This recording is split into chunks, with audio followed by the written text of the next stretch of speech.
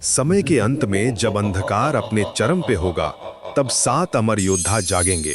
ये कहानी है सप्त चिरंजीवी की, जो कलयुग के अंत तक जीवित रहेंगे और कल की अवतार के साथ मिलकर एक नए युग की शुरुआत करेंगे। आज भी हमारे इस आधुनिक संसार में ये 7 महान आत्माएं कहीं ना कहीं विचर रही हैं, धैर्य से उस क्षण का इंतजार कर रही हैं जब उन्हें अपना सबसे महत्वपूर्ण कार्य पूरा करना होगा। हिंदू पुराणों में एक श्लोक है जो इन 7 अमर आत्माओं के नाम बताता है। अश्वत्थामा बलिर्व्यासो हनुमानश्च विभीषणः कृपा परशुरामश्च सप्तैते चिरंजीविना। यानी अश्वत्थामा, बलि, व्यास, हनुमान, विभीषण, कृपाचार्य और परशुराम, ये 7 चिरंजीवी हैं।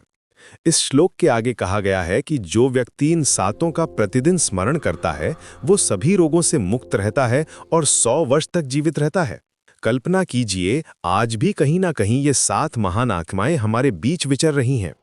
हनुमान जी, जो राम भक्ति में लीन हैं, आज भी भक्तों की पुकार सुनते हैं। उनकी अमरता का वरदान इंद्रदेव से मिला था, जो बचपन में वो सूर्य को फल समझकर खाने गए थे। उस समय इंद्र के वज्र से घायल होने पर वायुदेव ने सारे संसार से हवा वापस ले ली थी। तब इंद्र ने हनुमान को अमरता का वरदान दिया था। आज भी जब कोई सच्चे मन से हनुमान जी को पुकारता है, वे किसी ना किसी रूप में उसकी सहायता करते हैं। अश्वत्थामा, जो द्रोणाचार्य के पुत्र हैं, जो शिव के रुद्र अवतार हैं। महाभारत युद्ध के बाद कृष्ण के श्राप से वे अमर हो गए, लेकिन ये अमरता एक दंड भी है।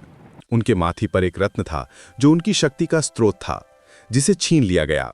आज भी वे पृथ्वी पर भटकते हैं, अपने पापों का प्रायश्चित करते हुए। कहा जाता है कि वे हिमालय की गुफाओं में तपस्या करते हैं और कभी-कभी किसी यात्री को उनकी झलक मिल जाती है। एक लंबा दुखी चेहरा लिए व्यक्ति, जिसके माथे पर एक गहरा निशान है। राजा बलि, जो दानवीरता के लिए प्रसिद्ध है।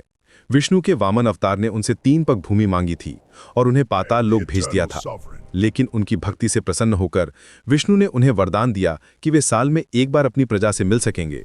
यही ओणम का त्योहार है। केरल में आज भी लोग मानते हैं कि ओणम के दिन राजा बलि अपनी प्रजा से मिलने आते हैं और हर घर में उनका स्वागत किया जाता है। व्यास जी, जिन्होंने महाभारत की रचना की और वेदों को 4 भागों में बांटा, वे आज भी हिमालय में तपस्या कर रहे हैं, ज्ञान की रक्षा करते हुए।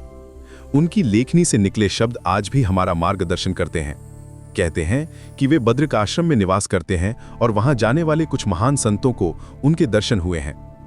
वे अपने शिष्यों को शिक्षा देते रहते हैं और कल की अवतार के आने की प्रतीक्षा में सृष्टि के रहस्यों पर कार्य करते रहते हैं। विभीषण, रावण के भाई, जिन्होंने धर्म का साथ दिया और राम की शरण ली। उनकी धर्मनिष्ठा के कारण उन्हें अमरता का वरदान मिला। वे लंका के राजा बने और आज भी वहां न्याय का शासन करते हैं। श्रीलंका में आज भी कुछ स्थानों पर विभीषण के मंदिर हैं, जहां लोग उनसे न्याय की प्रार्थना करते हैं। कृपाचार्य, जो महाभारत युद्ध में कौरवों की तरफ से लड़े लेकिन हमेशा धर्म के मार्ग पर चले। वे द्रोणाचार्य के साले थे और युद्ध के बाद भी जीवित रहे। उनकी निष्पक्षता और ज्ञान के कारण उन्हें अमरता मिली। वे घास के गुच्छे से जन्मे थे और शिव का आशीर्वाद प्राप्त था। आज भी वे धनुर्विद्या के गुरु के रूप में कहीं न कहीं शिष्यों को शिक्षा देते रहते हैं। परशुराम, विष्णु के 6ठे अवतार, जिन्होंने 21 बार पृथ्वी को क्षत्रियों से मुक्त किया था। वे शिव के परम भक्त हैं और आज भी महेंद्र पर्वत पर तपस्या कर रहे हैं। उनके पास दिव्य अस्त्र शस्त्र हैं जो कलयुग के अंत में काम आएंगे। कहा जाता है कि वे कल की अवतार के गुरु बनेंगे और उन्हें दिव्य अस्त्र शस्त्रों की शिक्षा देंगे। पुराणों के अनुसार जब कलयुग अपने चरम पर पहुंचेगा, जब धर्म लुप्त हो जाएगा और अधर्म का राज्य होगा, तब कल की अवतार का जन्म होगा। शंबल गांव में विष्णु, यशा और सुमति के घर जन्मे कल्कि एक सफेद घोड़े पर सवार होकर आएंगे। उस समय पृथ्वी पर चारों तरफ अन्याय, भ्रष्टाचार और पाप का बोलबाला होगा। लोग धर्म को भूल जाएंगे और केवल भौतिक सुखों के पीछे भागेंगे। उस समय ये 7 चिरंजीवी कल्कि की सहायता करेंगे। हनुमान अपनी अपार शक्ति से, अश्वत्थामा अपने युद्ध कौशल से, बलि अपनी न्याय प्रियता से, व्यास अपने ज्ञान से, विभीषण अपनी धर्मनिष्ठा से, कृपाचार्य अपनी निष्पक्षता से और परशुराम अपने दिव्य अस्त्रों से कल्कि का साथ देंगे। यह एक अद्भुत दृश्य होगा जब ये 7 महान आत्माएं एक साथ आएंगी और अधर्म के विरुद्ध खड़ी होंगी। यह युद्ध केवल शस्त्रों का नहीं होगा, बल्कि धर्म और अधर्म के बीच अंतिम संघर्ष होगा।